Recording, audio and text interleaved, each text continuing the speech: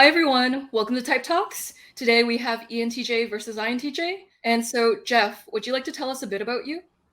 Okay. I'm clearly the oldest person here.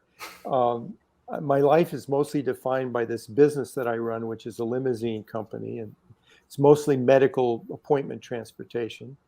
But that's 24/7, so I'm constantly answering the phone and so forth. I've forwarded the phone right now. And I've had an interest in Myers-Briggs for quite a while, 5, 10, 15 years. And I happen to be quite an amateur, but I would say an intermediate, not in terms of knowledge.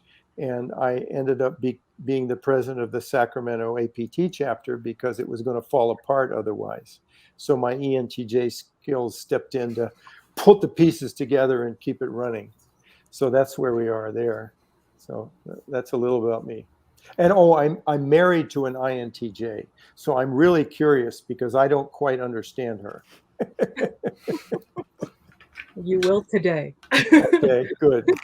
This is a great time to learn more. I'm also giving a presentation at the Sacramento Association of Psychological Type that Jeff runs. And so if you're free on January 22nd, feel free to register for the workshop that I'm holding there. And you will see both me and probably Jeff there. And it'll be a cool way to kind of support type in whatever way. Cool. And so, Barb, would you like to tell us a bit about you? Sure. I mean, I can. I don't want to. I'm Barb. I have ENTJ preferences. Thank you, Joyce, for having me on the panel again. I'm very fortunate to be part of these discussions. It's always awesome. I am certified practitioner with Linda Barron's Inner Strength Core approach. I work in the tabletop games industry, so that's what these things are. And yeah, I love anything geeky and nerdy, and like Jeff, I tend to be very good at organizing and structuring things. And so that's a bit about me. Cool beans. And Michael? I am Michael, friend of Joyce, friend of the channel, and I've been looking forward to this. I've always had really good relationships with ENTJs, especially working relationships. I've worked with, it seems like many folks who I would type with ENTJ preferences, and we've always gotten along famously. And I think it's a really good match in general. So I'm looking forward to this. This is going to be a fun ride. And Chris? Hey everyone, I'm Chris. I run the YouTube channel AsuraPsych. I'm a psychology graduate student, and much like Michael, I've been here on Joyce's channel quite a few times at this point, so you probably recognize me if you've seen the other NTJ videos. That's it, pretty much. Yeah, and AsuraPsych has a really fantastic YouTube channel, so feel free to check it out in the links below. He will always impress and never not impress. Go check it out.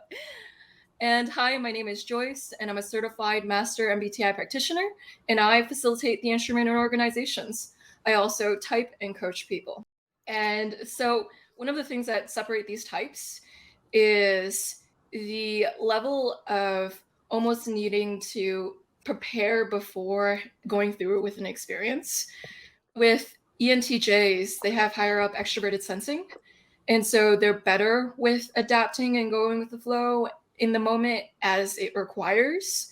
And so they're going to have more flexibility. They kind of need to plan around 75%, and that's good enough to keep maneuvering around the situation. Whereas IJs typically feel more comfortable when they have the ability to plan up to 90% or sometimes higher. And so that's one of the differences there. Another one of the differences is the ENTJ leads with a judging function. And so they're more decisive naturally, more decided upon with things, whereas the INTJ leads with a perceiving function. And so they're not going to be as quickly decided as an ENTJ typically. And so, yeah, those are some starting points. Anyone else want to add to observations around ENTJs and INTJs? I mean, you spotted the differences pretty quickly. The ability that the ENTJs have versus INTJs to be spontaneous, because of that higher SE function, it's invaluable to me. It gives me the ability to not have to plan 100%, but to get just close enough to feel comfortable saying, okay, let's just get started and we'll figure out the rest. But that doesn't mean that I don't think about what the end result is. I always know what the end result is and reverse engineer it to create the plan to move forward.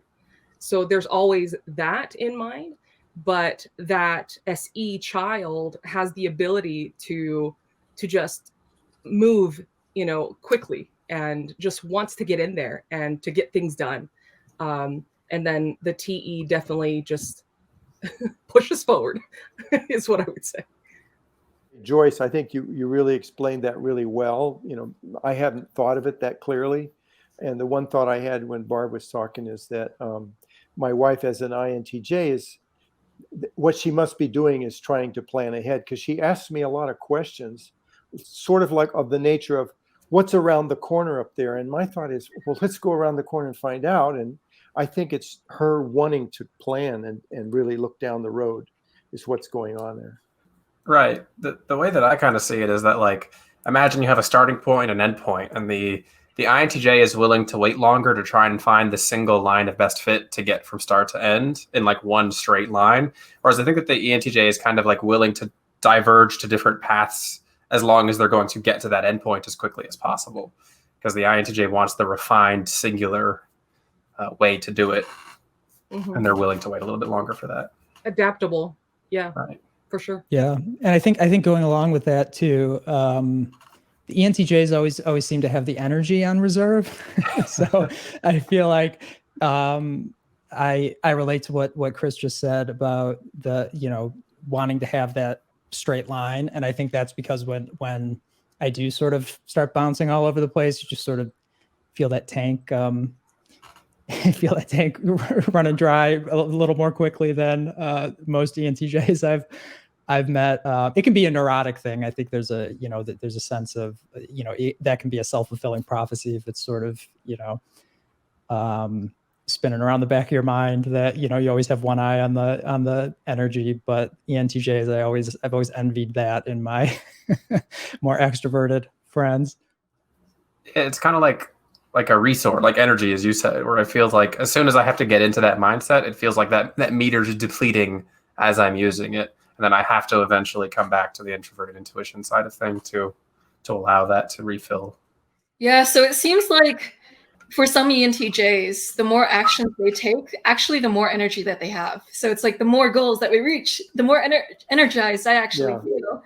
Whereas for the INTJ, they're like, oh, this is tiring. I'm getting more tired. I wonder if that difference is because ENTJs just don't think about it that much. I find myself just making a quick judgment on everything I do. It's like a seat of the pants calculation. Yeah, this should work, and you try it. And if it doesn't work, you readjust. But whereas an INTJ, it's a lot of psychic energy to want to make it right every step of the way, I think. Think it through. Yeah, I think what Chris said was right. For me, I'll speak for myself. Resources definitely, energy is like a resource to me, and I normally have like an abundance of it. And you touched it, Joyce. Like the more I do, the more energy I seem to have, and the less I have on my plate, the more crappy I feel about myself. It's really bizarre to other people. People don't understand that, but it definitely is like a resource. But I will counter what Jeff said a little bit, because it depends for me on the situation, where if I have to take an immediate action, I most certainly can. But I prefer to take a slight step back and just dig into my parent function and try to go as far as possible and predict potential possible futures and or perspective shift and see, okay, is this going to be the best solution? But if it's something that it's like an emergency or has to happen right now, I have no problems acting first and then, adapting on the fly. But I prefer to take a step back. I have found that when I do that, my decisions are always better, if that makes sense. Because I've thought of all the potential probable futures. And so I am happier with the decision that I will be making versus and will live with it and then not have regrets about it later when I take that step back instead of just impulsively reacting in the moment. That makes a lot of sense. Speaking of impulsive, it makes me think of your third function, which makes me think about looping. And so I'm wondering if the ENTJ loop is different than how INTJs experience their loop. So for context, sometimes ENTJs can buckle down on their extroverted sensing a lot, so they can go from TE to SE a lot. So that can result in a lot of action taken very expediently and decisions made very quickly, and sometimes this rushiness with things. Whereas with the INTJ, their loop is NI and FI. And sometimes it's natural for the types to also prefer their tertiary function too. So it's not always in cases of looping. It's also just we prefer the functions that are within our preferred world. If we're an introvert, we prefer our introverted functions sometimes. And if we're an extrovert, we sometimes prefer our extroverted functions just because they're easier to access because of in the preferred world. Which is why Personality Hacker will tell you you're more bang for your buck if you go for your auxiliary function, because it's the function that feels a little bit more effort to use, but it typically has more potential to grow there.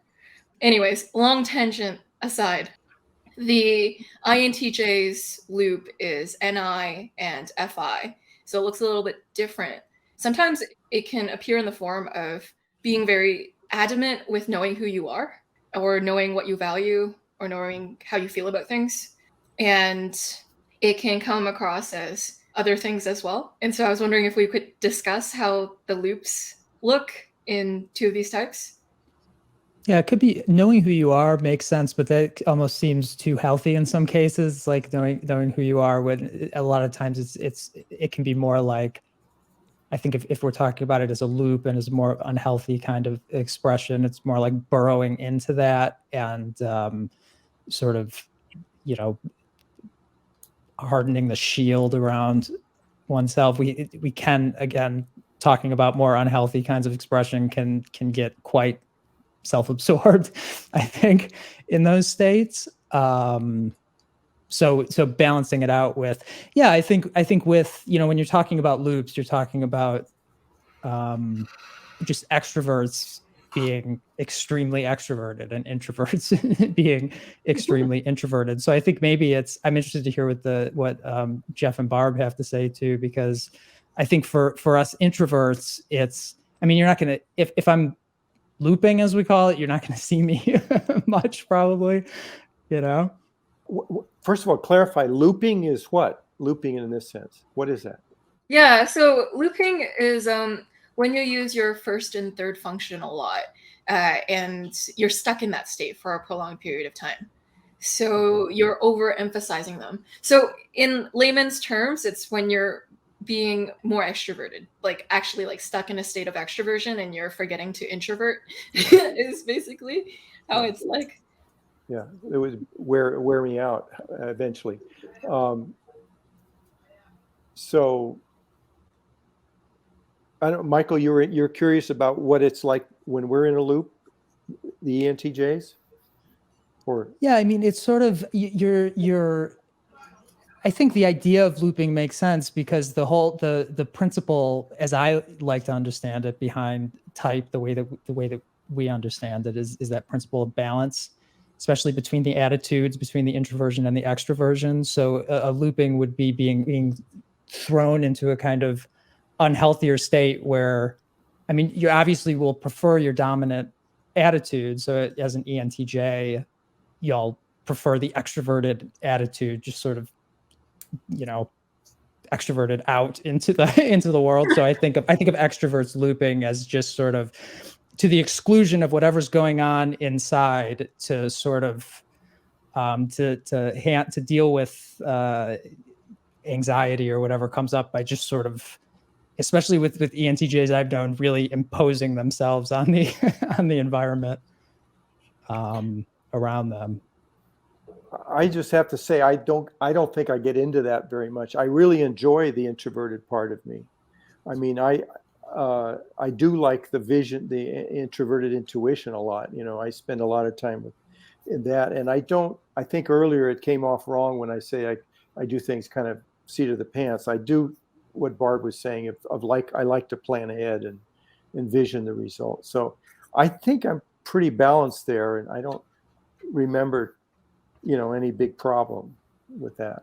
That's These good. days, Yeah. That's a good thing. Yeah. It means you're healthy. That's good. You made it. Okay, Barb, sorry. You can. No, please, you go. Oh, nothing. I just thought it was funny. Like when I said, "Oh, you're healthy," and then Jeff made a. Well, I don't. Okay. Well, I do have a thing that recurs with me and my wife where I blow up. Now, I don't know what that is. I don't know if it's related to the looping, but it's frustration when I'm overloaded. I live a life where, like I said, my business is 7 days a week, and I get phone calls in the middle of the night. I don't get enough sleep sometimes. And I think sometimes the stress of too much going on is just tough. And then when she's not doing something that I'm hoping she'll do, I get disappointed and I get frustrated. I don't know where that fits. I don't think that's looping. I think that's just stress. Yeah, so they call it in the grip. So well, when yeah. When you're stressed, Naomi Klink. Yeah, it could be that. Yeah, it could. I'm familiar with that. It could be that. It could. Yeah. Yeah. So when types are stressed, they typically go to their inferior function. Right. For the ENTJ, it would be FI. Right. I'm saying my FI is saying, hey, this isn't right for me. I'm not. I need this to be different, and that explodes out. Yeah, feeling comes out. It's true, but I also think in terms of extroverted thinking, right? Because because I've seen the ENTJ temper tantrum before, and it's almost like something's not going. There's either too much going on, and it's unmanageable, or something's not going the way I need it to go. So I just need to make something happen, even if that's punching a hole through a wall. Sometimes I'm not saying that you do that, Jeff. I'd like to see it, but I'm not sure how it looks with you. But I've seen that before, and it's almost like it's coming from feeling, but I feel like emotion can be attached to any function. So it's just like a supercharged extroverted thinking too, which is just like, I need to make something happen right now. And that's an immediate way to do that. I'd connect it to extroverted sensing too. Yeah, I see that as all of the above. I see that as using TE too much and suppressing the feeling. I see it as being stuck in the loop where you're just extroverting too much and things aren't going our way, right? Like, so the thing that often happens though too is, I was just talking about this earlier, is that our emotions, when they do surface, they're just so intense in that moment, but they quickly dissipate. And what that looks like to other people is that my small frustration to someone else may look like a temper tantrum, but I'm just like, technology is not working. This sucks, right? And somebody's like, oh my gosh, Barb is super angry. And it's like, no, it's just not working, but then it just quickly goes away. So there is that disconnection as well from what I've observed of other people misunderstanding my current emotions. But at the same time, I can see that when I am angry, I will scare the crap out of people. So it doesn't happen often for me. But when it does, when I do feel anger, especially to my husband who has INTP preferences, I have to say to him, okay, I need alone time. Like, just don't talk to me for a little while. I'll come back to you. And then, I excuse myself for, I don't know, a couple of hours or so, and then I come back. Because otherwise, then it's just TE all the way, right? Like, and that is overwhelming for other people. For me, it's just how I'm processing things, but for other people, it seems, absurd and bulldozing and bulldozing, that's not the word, and steamrolling and all these other things. And it's like, no, I'm in my feelings right now, and this is what it looks like. And I'm just not allowed to be in my feelings around people ever, because it's not perceived well. It's not taken well. Does that make sense? Right. That's something I agree with. And being married to an ENFJ, I really resonated with the idea of like, sometimes they misread how you present your feelings, because let's say if I'm on my computer, I'm playing a game or something, and I even get like slightly frustrated, maybe I raise my voice like half a notch. My wife will get so nervous because she's an extroverted feeling lead. She'll like get up and leave the room, and I'll ask her, I was like, what's up? And she's like, you were just so angry. And I was like, no, I wasn't. I was just expressing verbal frustration. I wasn't even like angry or anything. Like I'm completely fine 10 seconds later. It's just in the moment, that is how I chose to express my feeling. And it's not like it was directed at anyone in particular. Exactly. Some of the FE types, I think, could be really sensitive to that change. For sure. It can catch FE off guard because they don't know how to interpret it. It's like, oh, are you reacting to the environment? Did something like happen that I'm responsible for, or that is going wrong? What's happening? It's like getting blindsided by FI is something that's very common. I don't know where it comes from. Like we'll be having like a normal hangout or something, and my FI friends will be having an FI reaction, and it's not always matching the context of what we're going through, or in a way where I can immediately attach, oh, that feeling is attached to that event. And so I just get confused. I'm like, strong emotion, I'm not sure where it's originating from. All right, this is confusing. The thing is, I'd like to hear more about what the INTJs experience, especially what it means to have introverted intuition as your first function. Because I think I'm in that place a lot, but I realize I can't be as much as you guys are. Right. So I kind of want to I'll take that question and loop it back to the looping thing that we were talking about, because I did have input that I wanted to mention there. So when INTJs get into loops, I think there's like two different ways they can get into it. They can get into it because FI is triggered, or they can get into it because NI is triggered. And I noticed that if NI is the thing that triggered like an NI-FI loop for INTJs, like imagine you're looking through binoculars and you like see something in the far off distance, but then you start to get the tunnel vision and your sight constricts around your eyes, so that the edges of your eyes are just getting darker, and all you can see is that thing right in the center.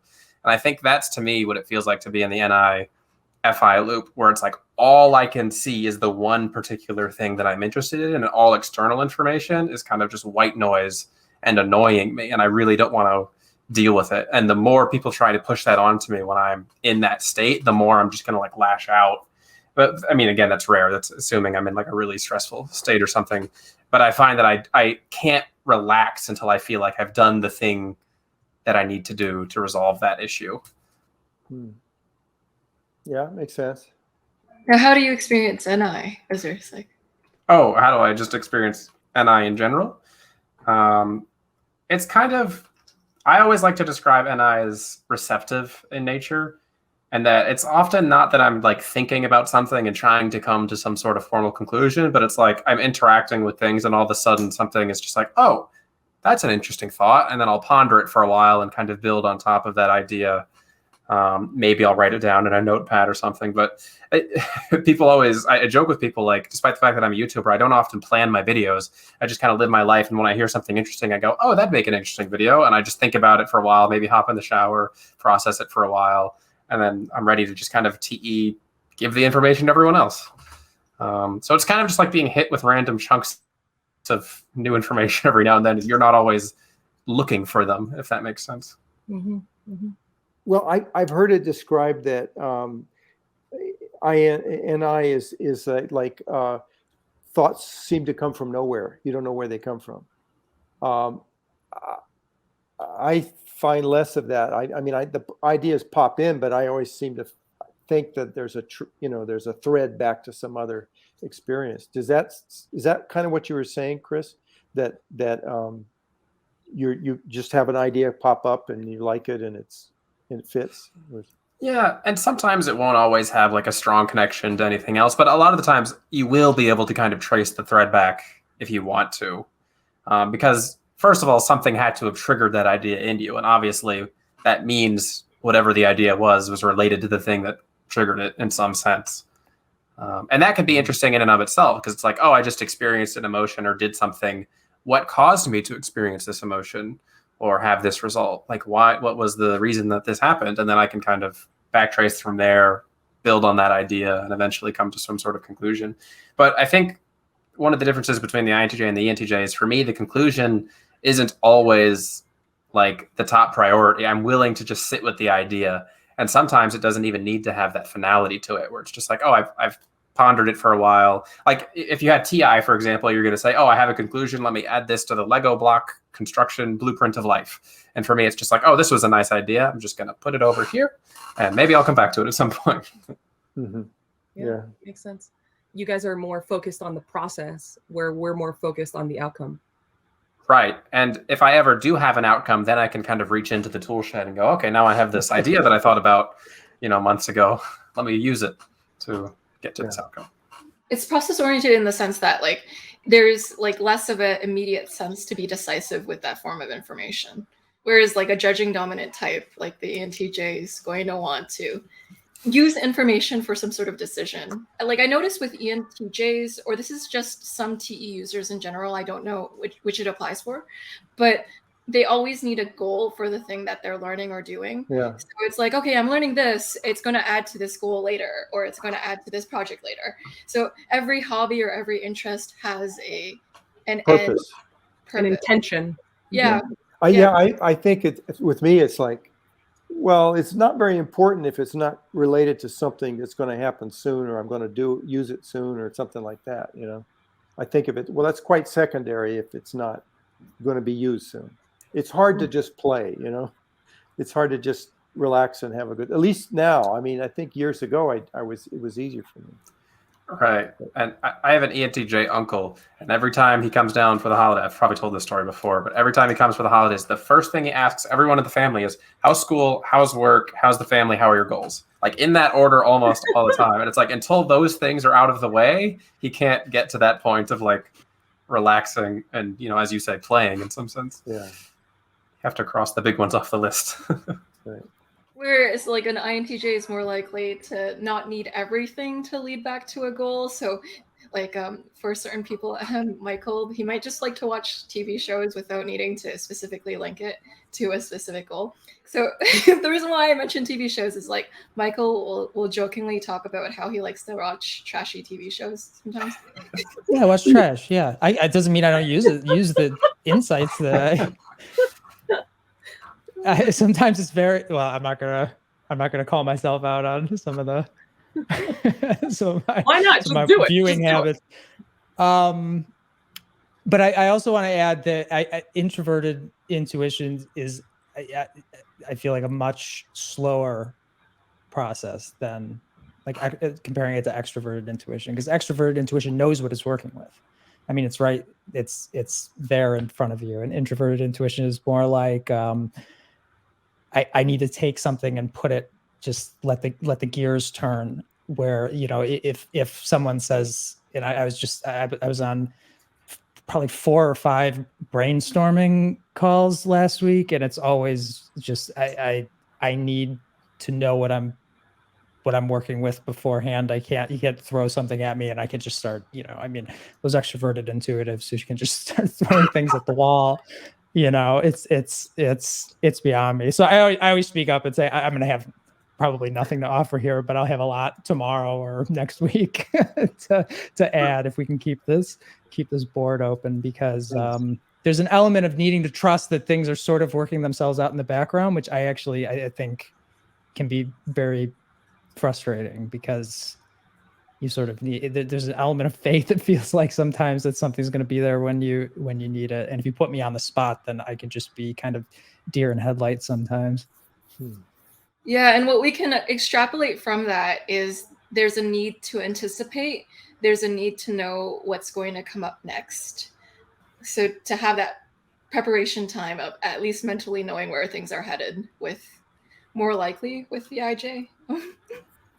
To give a fictional example, if anyone here has seen Marvel's Infinity War, I'm sure a lot of people have, or at least somebody who's watching, the scene where Doctor Strange has the time stone and they're like, all right, you need to find the one way to get us out of this situation without all of us dying. So he sits in meditation and processes fake imaginary scenarios in his head over and over and over again for minutes. He's going through time and repeating these events, and then eventually comes out and he goes, all right, this is the one scenario in which we win. We have to do this.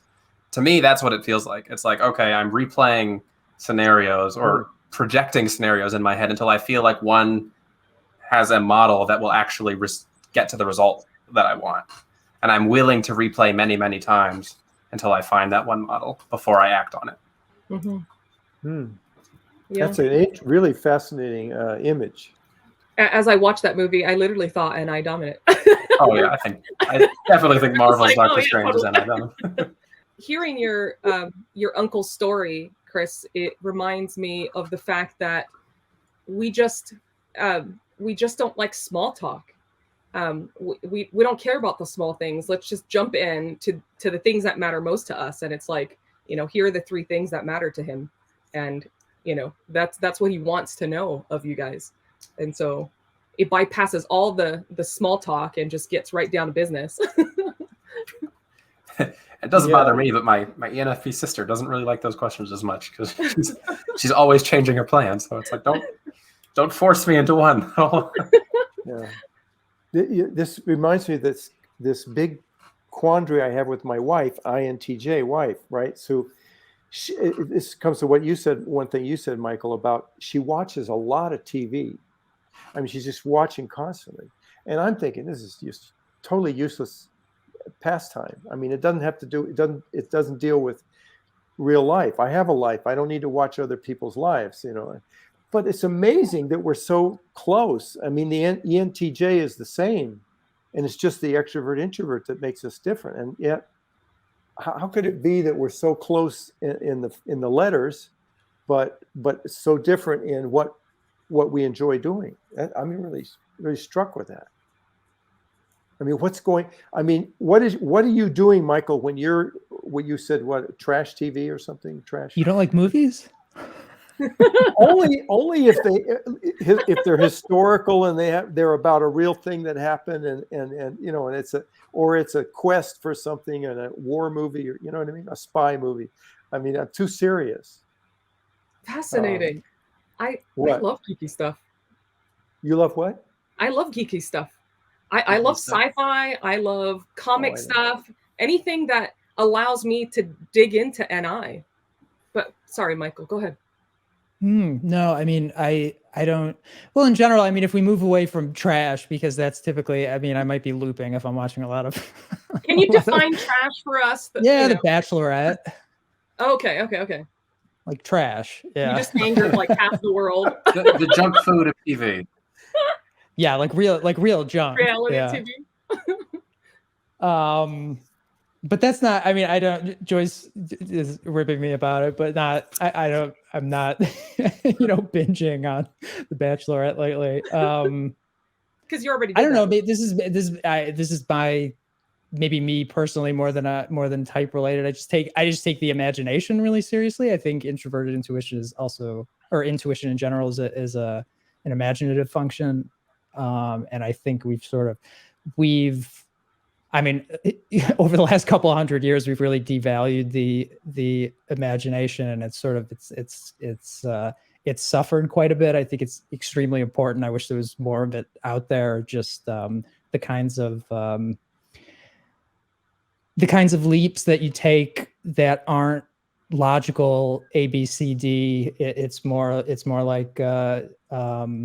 like music, more associative. I think that kind of thinking is valuable, and there's a very kind of the kind of empirical sort of positive science way of viewing things as I think we've tended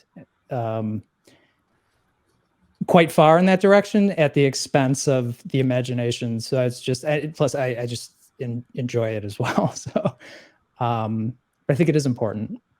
Makes sense. And so I am wondering, everyone, we've gotten through the theory of the differences between the ENTJ and INTJ. What are some real life scenarios that you've gone through with these two types that you believe illustrates the dynamic or just the type? But if you guys don't want to do that, the other question I have as the filler question is, what are some fictional or real life examples of ENTJs and INTJs that you all know about? It's more like I think we're all processing the question. Yeah. Sorry. I'm like, The I don't first know. question. I have to think about it.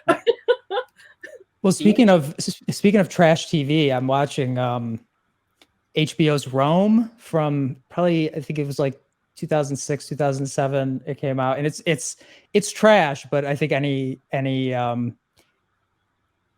work of fiction about ancient Rome should be trash. It was a pretty trashy kind of environment.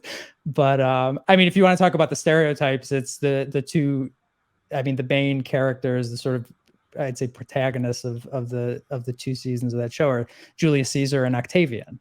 And it's like, you watch the show, and sometimes you watch shows and you just have, you know, whoever's writing the show has a pretty intuitive grasp on type. So it's kind of caricatures, and they're sort of the, you know, the two models of, you know, our types from antiquity. But it's interesting to watch it in terms of the actual, you know, the military commander and the sort of the more deliberate kind of strategist. I mean, you can draw parallels, but also see the distinctions, and you can see Caesar like going outward just into, I mean, just, it's like conquest, you know, and Octavian is always, the eyes are almost visions kind of turned inward, and much more slow, more deliberate, and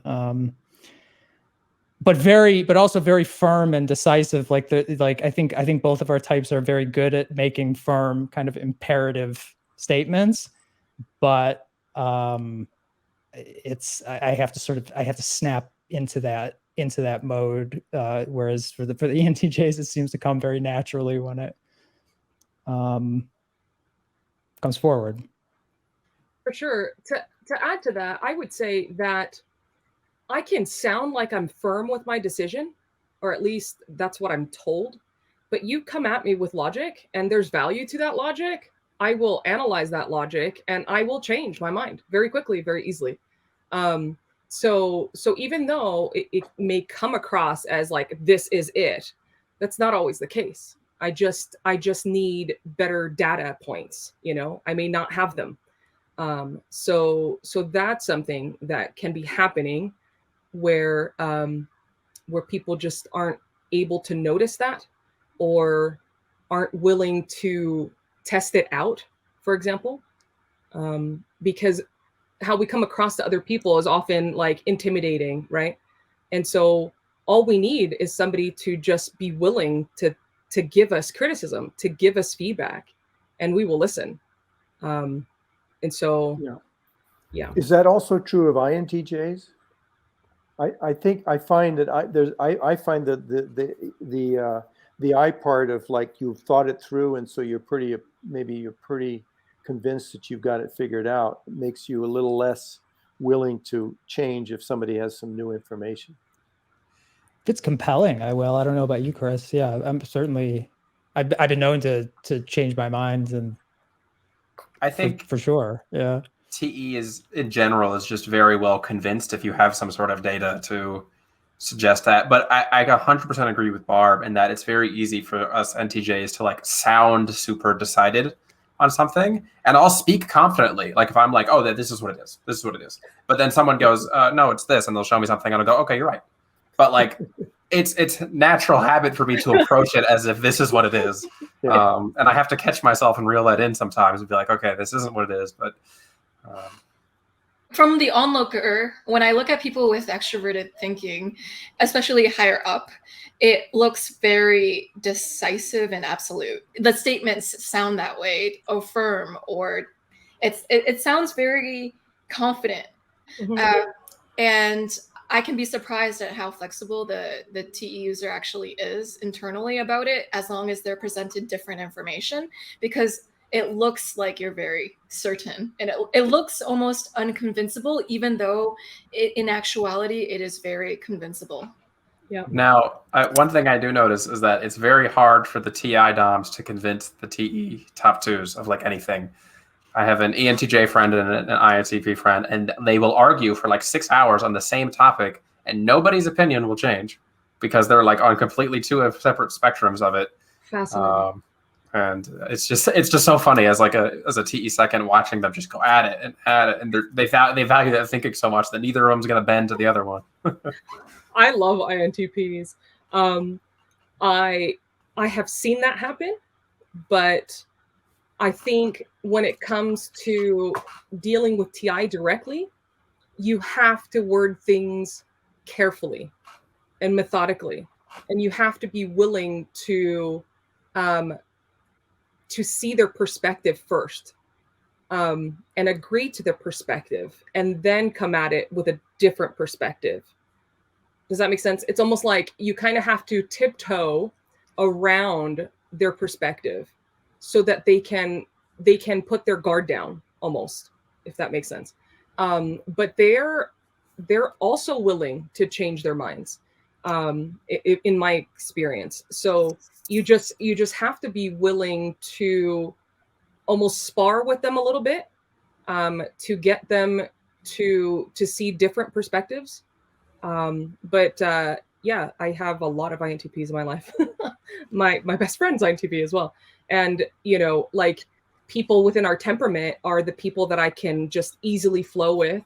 Specifically, first and foremost, another ENTJ is just completely easy. And then next INTJ, and then INTP, and then ENTP in that order, is how I can easily flow with people.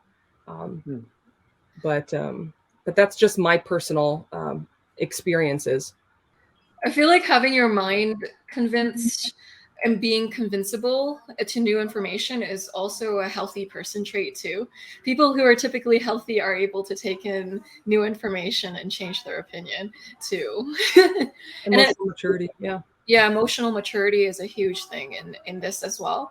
There's also Personality Hacker, they have the firm model, and they talk about how with the IJs, their fixation is on invulnerability.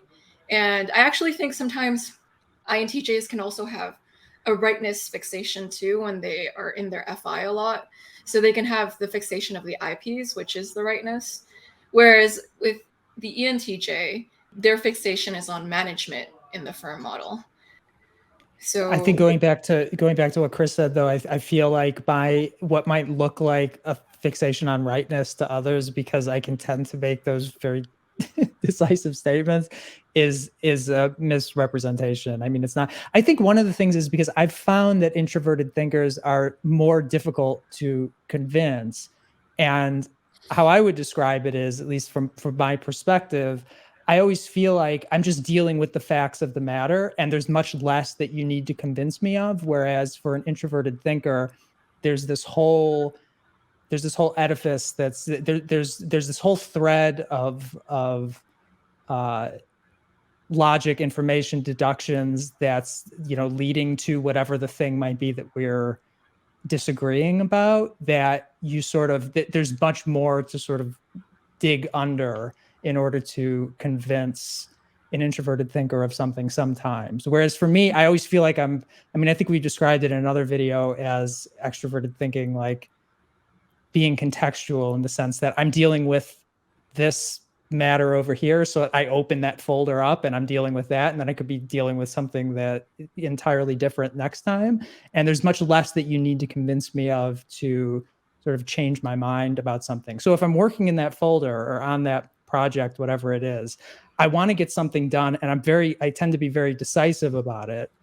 But when you come with me with something that contradicts something that I'm planning to do or some conclusion that I've drawn, then we're only dealing with that thing. We're not necessarily dealing with everything else that it connects to, which is, I feel like introverted thinkers have a much more elaborate kind of foundations of thought. I kind of see introverted thinking as a Rubik's Cube sometimes, and they want to understand your twists and your turns on how you solved for the yellow part of the Rubik's Cube. Otherwise, if you don't give them enough of the logic they need to be able to recreate how you got to that conclusion, what it feels like is you're ripping off the sticker of the Rubik's Cube and you're just placing it on the correct side, and you're like, oh, it's all yellow here, and then the TI user is like, but you just removed all of the stickers and you just put it on the yellow part to make it that way. That's the level of violation it feels like, because it's like, oh, I didn't actually solve it for real, it's just the putting the sticker there. It's like there's this missing gap in understanding that is almost like an itch you can't scratch. Yeah, As I an can see that. introverted function, there's also inherently going to be some sort of identity aspect to it. So as much as the TI, like higher types, will love to say, oh, you know, I'm objective and this is just facts, the more you dig into like their logic, it's like you have a relation to it. As the TE types, oftentimes, like if someone tells me I'm wrong, I don't get hurt about it because it's like, it's not my logic. I didn't make it up. I don't care. I'll throw it out and get the one that works. I see it as a tool. I see it as something that is, you know, applied to an end. It doesn't inherently have to relate to me. Now, if you push on my NI, it's a different story, you know, then it becomes more personal. For sure. Yeah. You know, what I'll say to that is that a logical system or structure can be built on an illogical foundation. And you just have to find the right, let's call it a Lego piece to just show them. You just have to find the right one and say, listen, look at this particular Lego piece here that you built this logical system or structure, you know, in your mind, to evaluate whatever. And all you have to do is just find that piece. If you find that piece and show them enough data, you know, and not in an aggressive way, they will come to their own conclusions. They, you know, and it won't be as hurtful, if that makes sense. They won't take it as, you know, like a punch to the gut, or a stab to the face, you know? There's also the aspects of, like, I think you make a great point with like the piece, but I think the TI types, for them, it's also more frustrating because if one piece is wrong, they have to build backwards from the top. Absolutely. Take that piece off, put it back, and then go, great. Now I have to reimagine everything that I already built on top of that piece. Yep. Yeah, it's horrifying. It's horrifying. Absolutely. I mean, who would want to rebuild an entire structure or a house, right? Because the foundation was laid wrong. Nobody would want to do that. Well, TE with its wrecking ball's like, all right, bye. See you later. I know a guy new like house. this. Sorry, Jim. I know a guy that's like that. You know, it's clear. You know, INTP. He has about 3 things he talks about. And all of them, he's got these huge chains of information built up around, and you know, I get a little bit of news on each one. One's workplace, one's, you know, his hobby, and so forth. It's like that. It's exactly like that. So cool. Yeah. And so back to famous ENTJs and famous INTJs. What are some examples you have of these types? Well, I know it. So there's a guy, a much younger guy, is maybe I don't know, some of your guys' age. I think he's about 25 or 30, but he's going through kind of a career search thing, and you know, I'm relating to him a lot, and what gets me about him is how secretive he seems to be. I mean, he just not to me it seems secretive, but it's just that it's in his thinking is all inside himself, and he doesn't really feel that he wants to burden me with what's going on with it. I'm trying to help him and stuff, and he doesn't tell me much unless I ask. And even when I ask, I don't feel I get very much information. And so that's one thing I really notice in the real world is, that. And now my wife is an INTJ, is much more forthcoming because we're connected, but it's interesting. I'm going to focus more on some of these things that I've heard today. But still, it took a long time for me to start finding out what she was thinking, because of just the different ways we do things. I'm out there just doing it, and she's in there inside herself planning it. And so then now she's starting to reveal, oh, I want this and I want that and I want, so forth. So I'm starting to notice that. So Joyce, did you say you wanted like real life or fictional examples? Both. My question is, do you have any representative examples that'll illustrate the differences between this type or the similarities? So that's option one. And then there's option two, which is, do you have any fictional or real life examples of ENTJs or INTJs? So whatever route you want to take it, or three, ignore all of these instructions and just do whatever you want. I mean, I've told a million stories about the ENTJ friend that I hang out with, but I think one of the things that like really stands out the most to me is, and this isn't something I see with all ENTJs, but I think especially maybe because he's like younger, he's only 20, the competitive nature that they can get towards like almost everything they interact with. Like, it doesn't matter what he's doing. If he's playing a video game, if he's buying something, it has to be the best thing. Like, there's always this need to kind of be the best at what he's doing. And for me, it's like, oh, wow, I can only apply that to like one or two things in my life at max. And then I get burnt out if I try to do it anywhere else. But I find that for him, his skill set and his competitive nature tends to be very broad across a wide spectrum of things. And maybe that's just because TE is higher for him. He wants to apply that competency to all things in life as opposed to maybe just one or two. I agree with that, for sure. I think it would also it can also be slightly different, if you go based on gender too, because as a woman, I've had to learn to be more FE like. It definitely doesn't come natural for me, but that has forced me to be able to be more appreciative of other types, as well as just being able to see their strengths much faster and at a younger age than my male counterparts, for example. So that there's that aspect too, that comes into play. But to go with, I don't know, I can only think of fictional characters, unless you're looking at like, I don't know, like there's the show called Ted Lasso. I don't know if you guys have heard of it or watched it. It's really, really funny. The boss lady on there is, I think she has ENTJ preferences. But real life, I recently watched something, and I don't even listen to her stuff, but I recently watched something with like Adele, because it was suggested on YouTube for whatever reason. And I was like, yeah, sure, why not? And so I watched it, and I'm like, oh my gosh, this girl is for sure my same preferences. She's very direct, and it can be perceived in a very disrespectful way, but it's just who she's being. But I can see that as how people see me. You know what I mean? It just comes across as harsh. The TE just does. Like, us being ourselves is just harsh for a woman. Even though we're not trying to be harsh, we're just being ourselves. Yeah, that's going to be a controversial typing, but I would agree with you, Barb.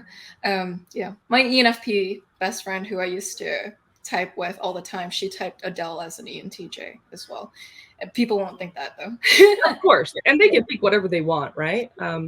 But I could relate to her for sure, and how she sees the world and things like that, and how direct she is, but how flexible she is with SE, and how she is the artistic side of the ENTJ, obviously going into music. So relatable anyway. We talked earlier about hyper competitiveness. Yeah, I do see that with some TE dominant types for sure. And I wondered, is it a TE dominant thing? Or the other association I made with it too is it a ET thing? So is it like someone with an extrovert and a thinking preference is more likely to be hyper competitive? Is my hypothesis. Because I've had some ESTPs say the same thing. And I wonder, are they mistyped or are they ET type? Like, so I thought about, like, oh, they also have an in-charge interaction style in Linda Barron's system. I know SPs really well, There's 3 of them in my immediate family, and I can tell you they're much more competitive than I am, which is weird. And including the introvert. So there is a sense of one-upmanship that they do. In fact, if I remember correctly, in Linda Barron's books, the Essential Motivator one, which is AKA Temperament, I believe she talks about it in there for SPs, that there's always a sense of one-upmanship that comes with SEs. So I wouldn't say it's just extroverts. I think everyone can be competitive. And what I found, which is weird to me, because I made that initial assessment as well, but introverts can be quite competitive as well. You just don't see them. And you may not hear that they are because you're not in their inner circle. But being in their inner circle, then you're like, oh my goodness, they are very competitive. Or they can be. Yeah. So everyone can do anything. So anyone can be competitive. There's no exclusivity over one trait for just one type. So yeah, everyone can do all things.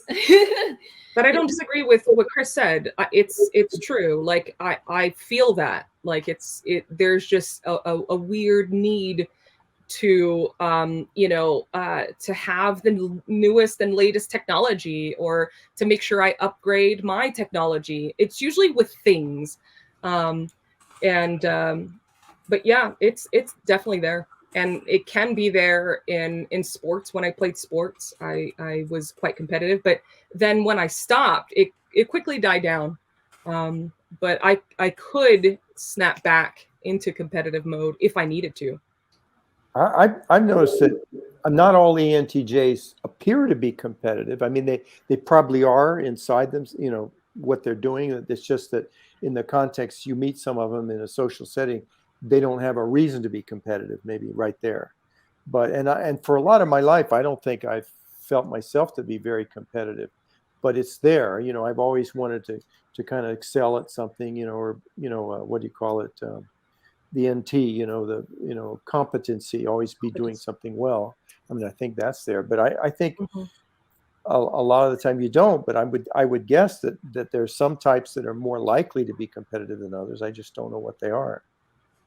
It could also be, I think, if you think about it, it could have to do with health, right? Are they healthier or unhealthier? That could be an aspect of as well. Yeah, there's a lot I think that I'm not compulsively competitive. I mean, I have to have a felt attachment to something that in order to, and I can be extremely competitive, but it needs to really mean something to me. I mean, I've known people of, multiple types who are just have that sort of compulsive, competitive kind of drive, which I don't think is always a bad thing. I mean, it's been smiled upon in society too, in certain cultures, right? But I don't think there's anything inherently bad about it. I don't have that. I don't know about you, Chris. I don't have that compulsive kind of competitive drive, though. I don't when it comes to other people. I'm extremely self-competitive. And kind of, I would say, like, my number one drive in life is I took a value test one time, and it was something I really resonated with, was the idea of like mastery and even challenge, as that I'm always searching for some new self mountain to climb, like something higher to beat, but it's almost like void of any relationship to other people. So it's like, I'm not trying to beat others, I'm trying to beat myself constantly. Whereas again, with Sami, like, again, my friend isn't representative of all ENTJs, but for him, it's about beating other people. Like, he doesn't care about beating himself. He wants to beat other people. And he doesn't get any joy out of it if there's no other person to beat. Yeah, I am more along with you than with your friend, for sure. Everything for me, it has to do with me. I want to do these things. I want self-mastery. I want competence. I want knowledge. If there was, like, I don't know, let's say I worked somewhere that there's a sales competition, like, I can get into that, but it's not something that stays with me. It's just for that moment, for that project, for that thing, and then it's gone. but it's not something that's always there with me. But I do have that need, like you said it very well, Chris, for sure. I relate. Well, I think this is the distinction between introverted and extroverted feeling more than anything, it sounds like, in some of these cases. I mean, when, you know, the competition with oneself would be just the felt judgment of oneself, whereas, I mean, the extroverted feelers that at least stereotypically are more concerned with issues of reputation, issues of, you know, that. So I think the competitive instinct, I mean, it makes sense that I think you two would agree with that. I like though, Barb, you were saying that it was sort of fleeting, like then it's gone. Like my emotions, they quickly come and it quickly goes away. That brings us to an interesting topic. So Barb, you one time mentioned to me how you don't feel jealousy. I thought that was an interesting thing to go into. And I wondered if it was a type related thing. It's Enneagram related, definitely. Like a lot of ENTJs I know, they typically sometimes test out on the Enneagram. I'm doing TI qualifiers. I'm like, typically, sometimes. Test out as Enneagram 8. And a quality that's associated with Enneagram 8s is they don't like to feel weak. And so they don't let themselves feel emotions like sadness, envy, jealousy, because it's a weak emotion. I wonder about your relationship with that, and if the INTJs relate or if they don't relate. So I'm curious. Yeah, sure. So, you know, being, you know, growing up in a religious environment, I grew up around a lot of women, but I could never really relate to them, not how they could relate to each other. You know, I couldn't have the same emotions. You know, I could have like objective empathy, but it's not the same. You know, I could never be present with people's emotions like other people can. It's just not my strength. You know, there's always the thought of, okay, why am I different? But I never thought that there was something wrong with me because of that. I was just like, I don't know what it is, but I'm just different.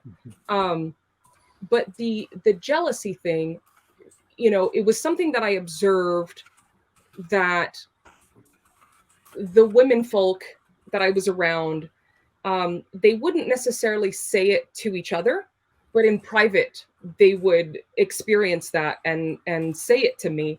And I'm like, but I don't know why you're comparing yourself to them. You're totally different. You have a different job. You know, you make different amount of money. You have completely different lives. Like it doesn't make sense to try to keep up with the Joneses.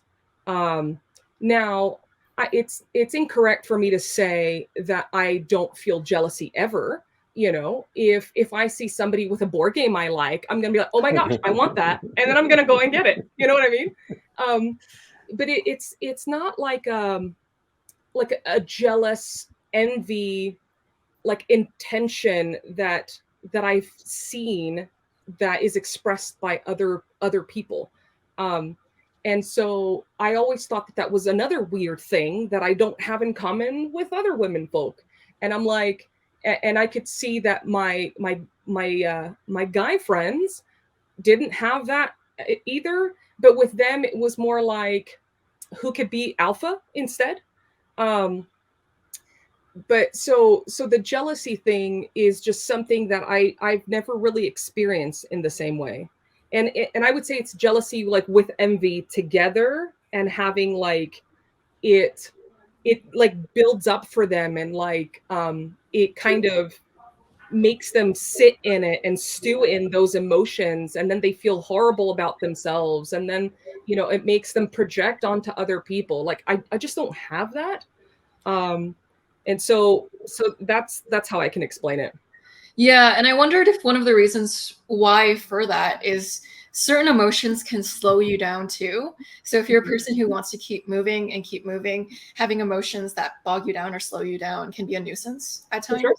So it's like, okay, they're jealous up to the extent where it's preventing them from action, basically.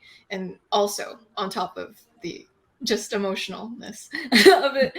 So I'm wondering, Jeff, how do you experience your emotions? And I'm wondering how it differs from how INTJs. Thinking about what Barb was saying, you know, I think of envy is and jealousy is inefficient. I want efficiency. I want, it's a waste of time. I can't do anything about what somebody else has. I can only become more competent to get more of what I want. And so maybe it motivates me a little bit, but I don't focus on it because.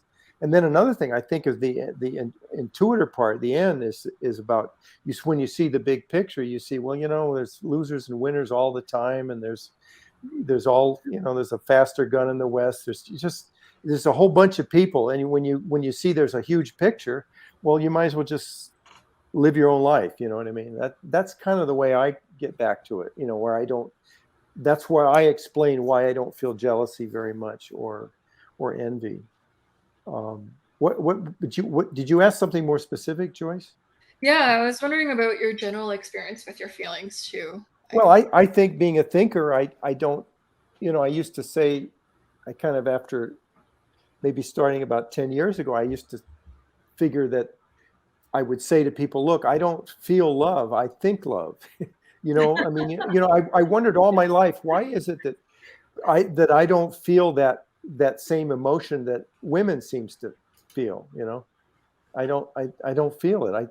But I figured once I understood Myers-Briggs, I said, oh, well, I'm a thinker. I'm going to be logical. I'm not going to make decisions based on relations to other people and affiliation. I don't do that. And so I'm okay. I'm not wrong at being that way, but I still do things.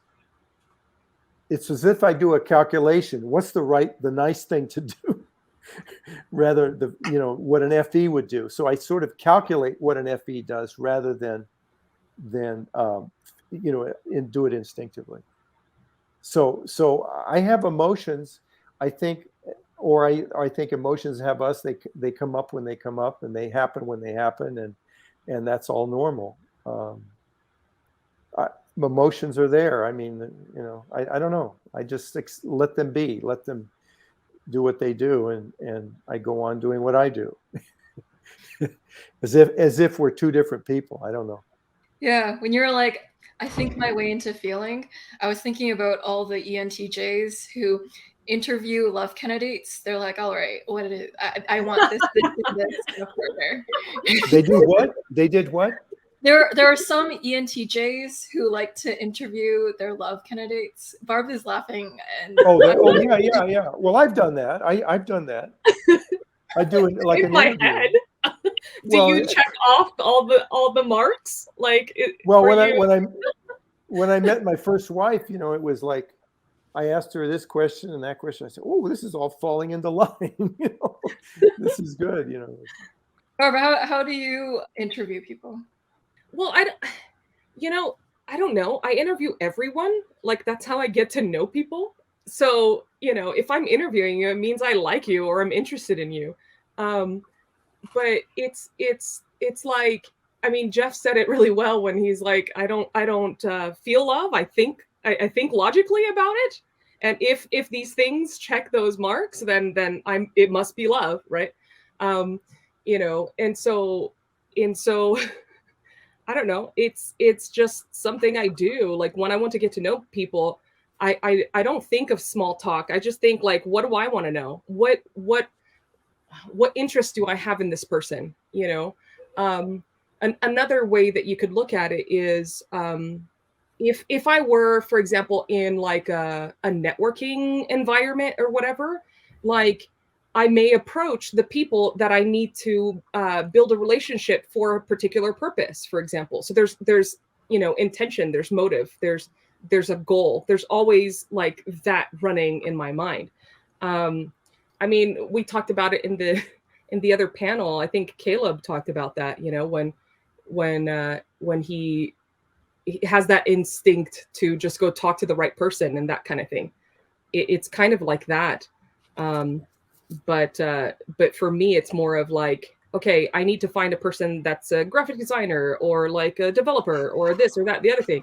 And then it's like, okay, let's find these people, But for friendships, I talk to everyone and I get to know everyone. And if people seem to be more on the same wavelength that I am, right? More thinker than feeler, and I can sense that or pick it up, then I'm like, okay, I want you as a friend. Let me add you to my Pokemon deck, right? Like, or my backpack.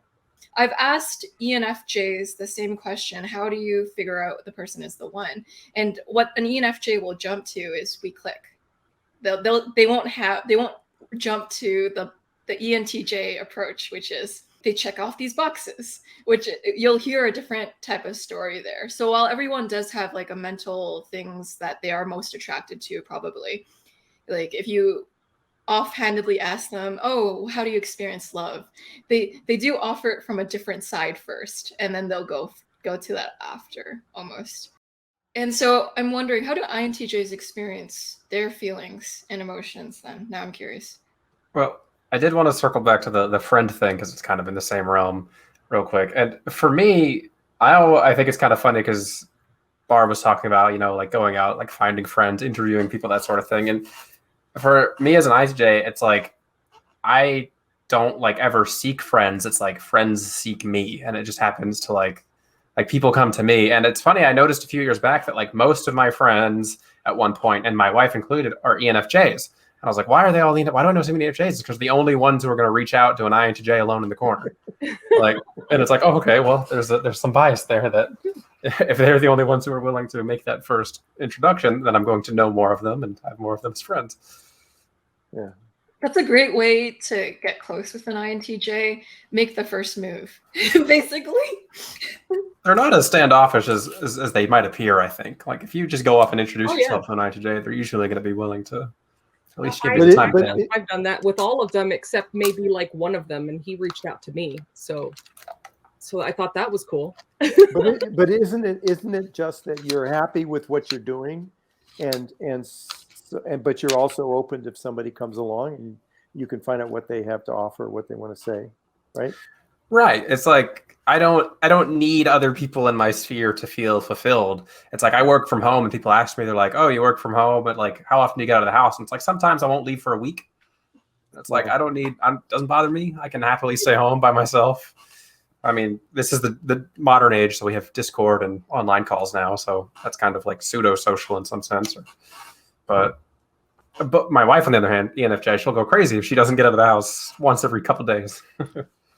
I'm also up in my head quite often, so I think that's what if I was just at a me and a few of my colleagues got together for the first time in a while, and last week, and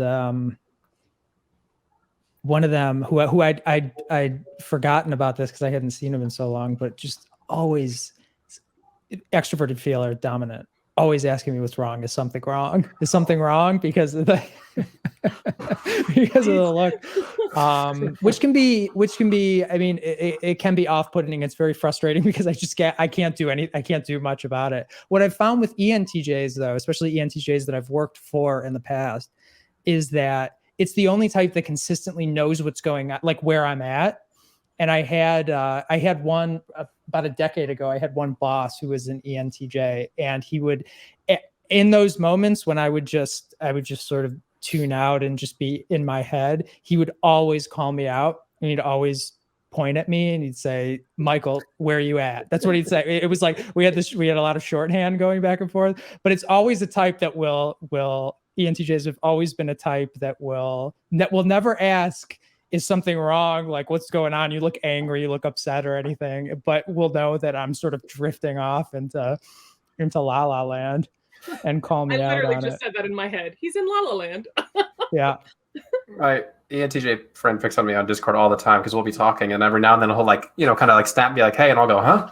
And he just goes like all the time. He's like, "You got to stop doing that, man. Like every 10 minutes you're drifting away."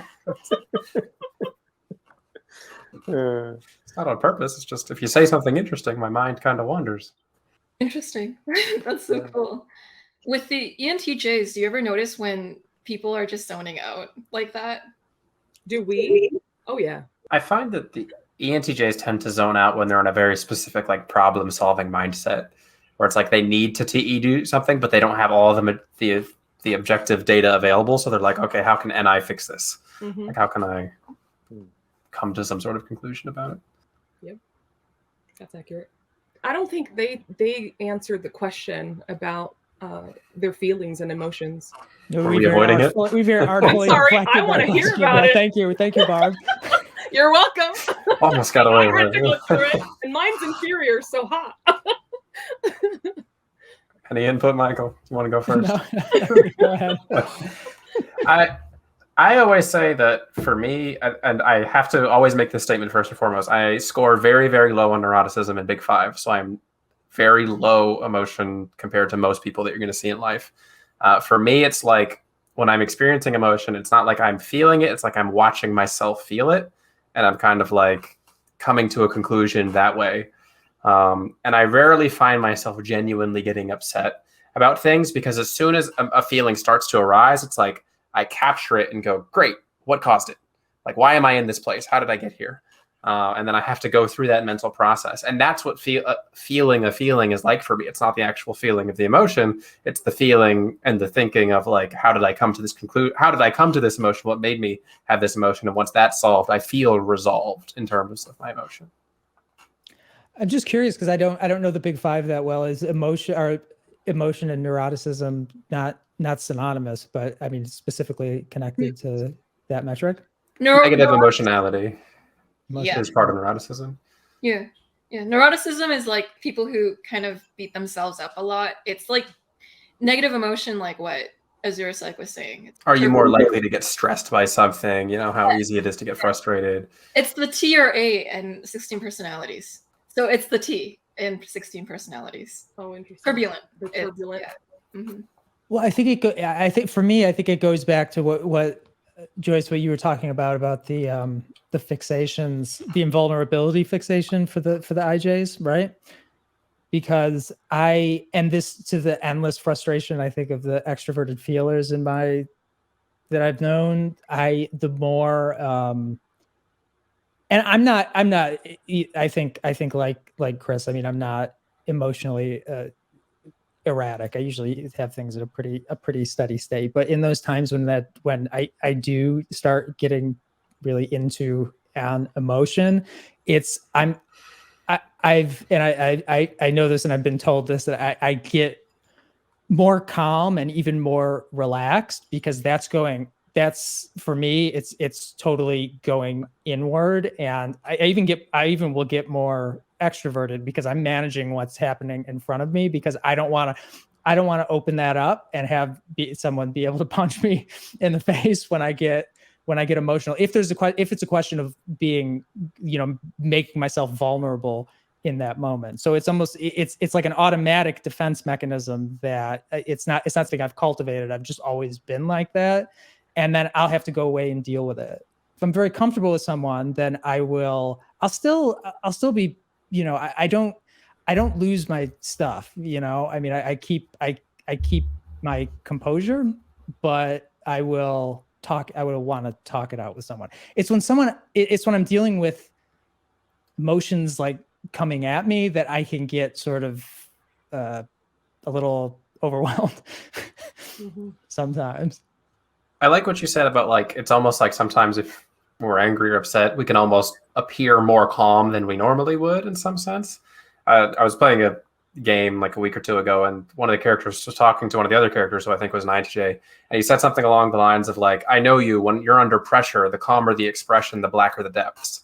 And I was like, oh, I kind of resonate with that, where it's like, if I feel myself under pressure and I'm calm, that means something is like stirring inside that I haven't quite figured out yet, and I don't want to show the world that I'm under any sort of emotional pressure. I can relate to that, actually, but that's pretty rare for me,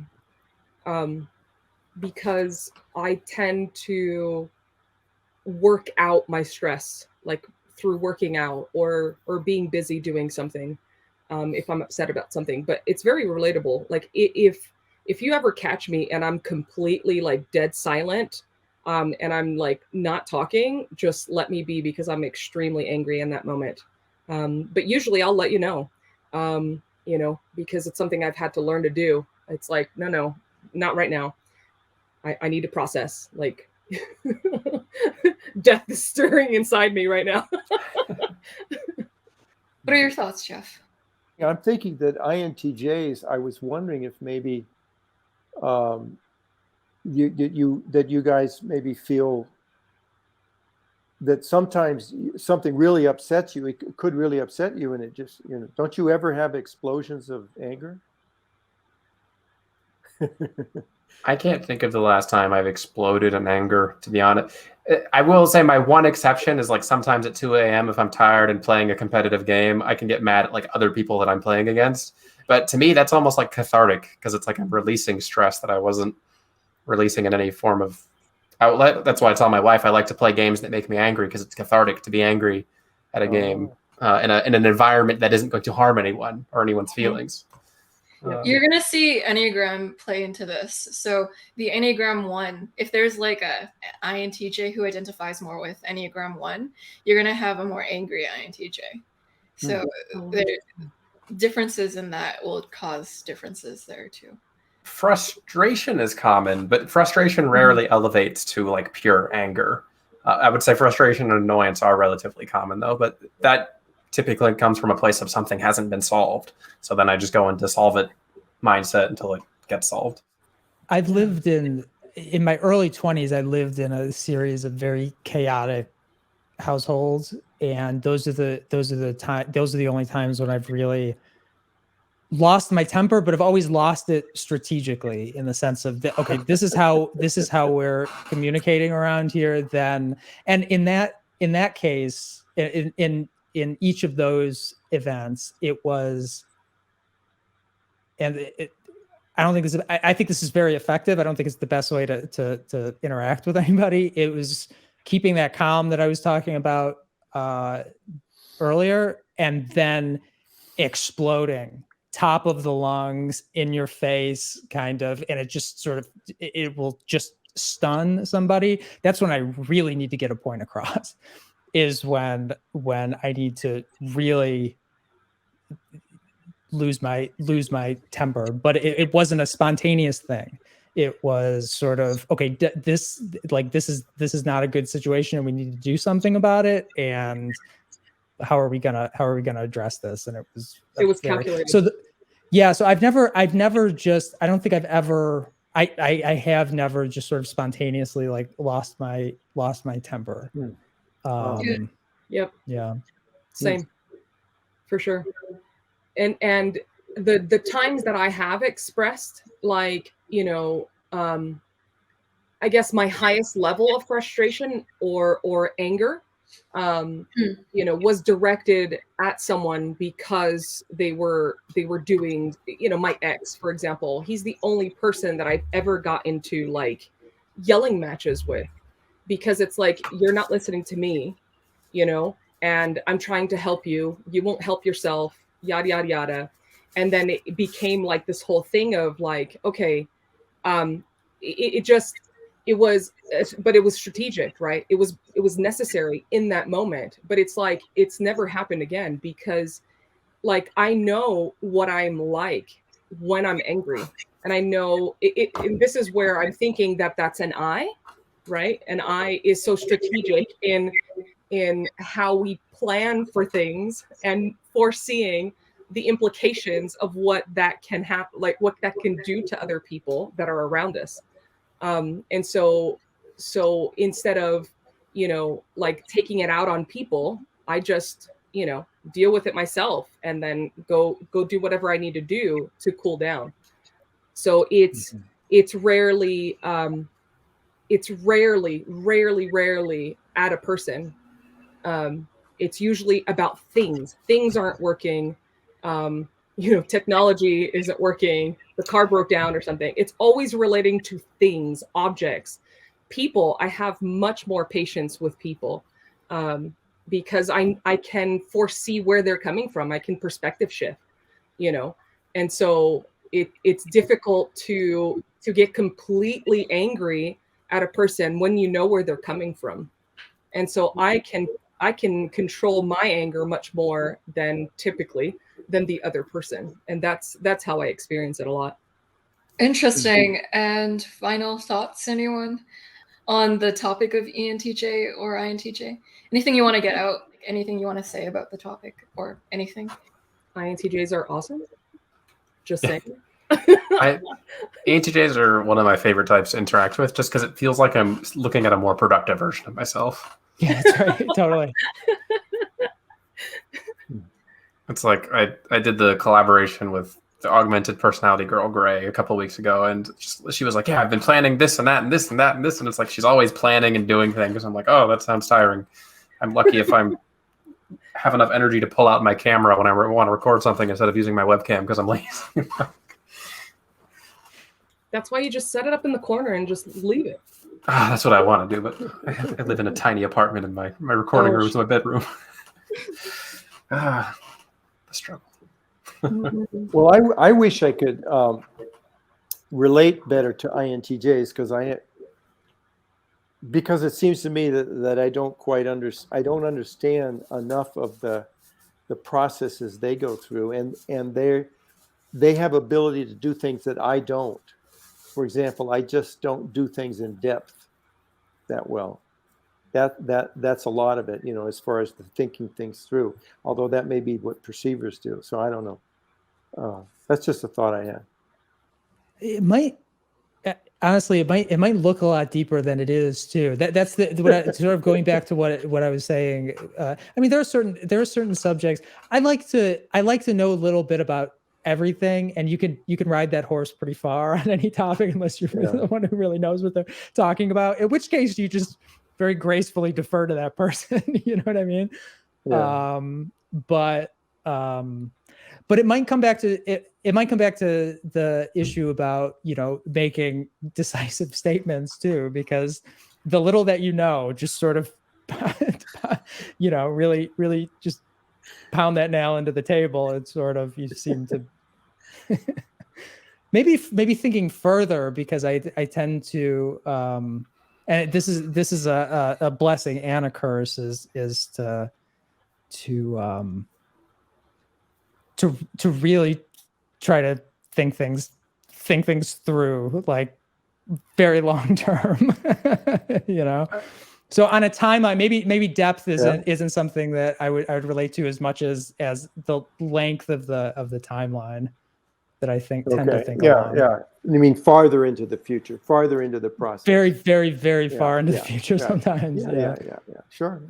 One other thing that I think is a real differentiator between the INTJ and the ENTJ is that the INTJ's goals tend to be really personal, and avoid of sometimes the external factors that may influence them, because NI is such a subjective function paired with FI. So if you look at the two functions that are really going to impact what's important to them, they're super subjective and not exactly always logical. So they can have these goals that you're like, wow, that's a really big goal. What's the logic behind it? And they're like, I want to do it.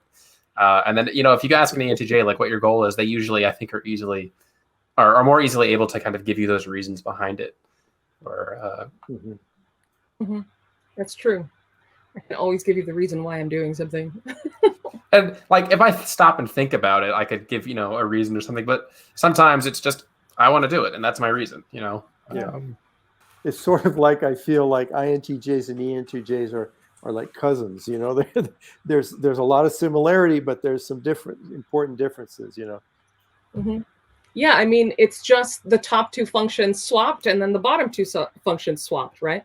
So, we're very similar, but yet very different. And that's why, for me, like, apart from talking to another person with the same preferences as me, the INTJ is like the next best thing for me.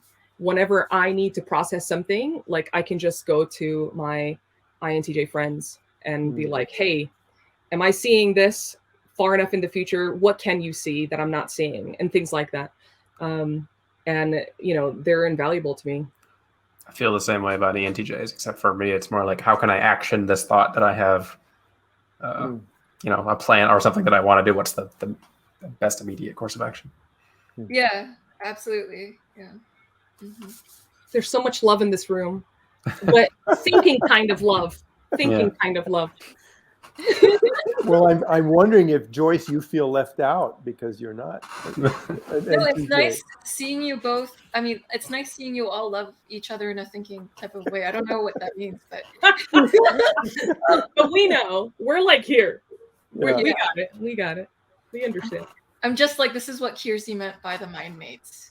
Like, NTs are looking for mind mates. Yeah. Right. Cool. Well, thank you everyone for coming out and doing this ENTJ versus INTJ video and sharing about all of your stories. Stories. Are we stowaways? That's awesome. Take two. Take two. Okay. And so it was really nice hearing about the examples you had of these types and just your real world interactions with these types as well. You know, with Jeff and his INTJ that he's partnered with and all of the exchanges that they have. It was really nice to see that. And thanks for letting me present Jeff at the SacAPT on January 22nd, which I recommend everyone check down in the links below and register. Well, I wanted to mention that all you guys would you know, it'd be free to you because would be your first time. So you can go, hope to see you there, you know, because it won't cost you anything.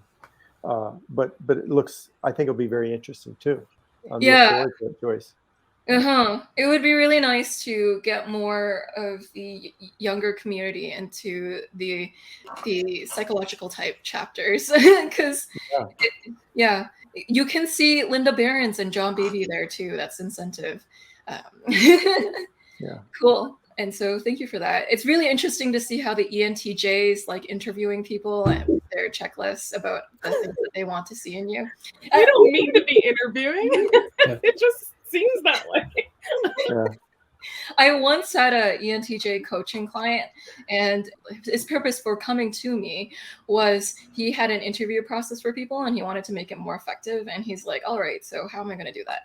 And I'm like, oh, interesting. And he's like, Joyce, give me some impact moments. And I'm like, oh, okay. ENTJs are by far my most common coaching clients. And I don't know if it's just because they can afford it, because they have better paying jobs, but like I swear I see more ENTJs than any other type. Yeah. Compounded by the fact that you're an INTJ, so they go to you. That's true, yeah. Cool. And so, Michael, it's nice to hear about your imagination and your imaginatory world. Happy to share. Thank you. In the world of trash TV, thank you for sharing. I'm sorry for roasting you about that. We love you for it. I'm not ashamed of it. It's fine. You shouldn't. Yeah, it's nice. And Barb, thanks for all of the suggestions that you give me on how to improve type talks. I feel like Barb's love language is giving advice on how to improve my channel. So like certain things she's like, okay, you could do this better or this better. And I'm like, this is how you know Barb cares about you. Otherwise, she just wouldn't care enough to tell you. I wouldn't. So thank you for your helps on how to improve my systems and my processes. You're welcome. Yay! That you consider me a good enough resource to then tell me these things. Ditto. It goes both ways. Thank you. Yeah. And Chris, I appreciate you coming out to these and chatting with these typology folks. Both Michael has a channel called Countertype and Chris has a channel called AsuraPsych. And you should go check it out. They're good content creators. And you should check out their INTJ wonderful content. And they are splendid, as you've seen here. They've demonstrated it. They've modeled their epicness. So go check out their channels. And so thank you everyone for watching. I'll see you on the next episode. Bye. Okay, bye-bye.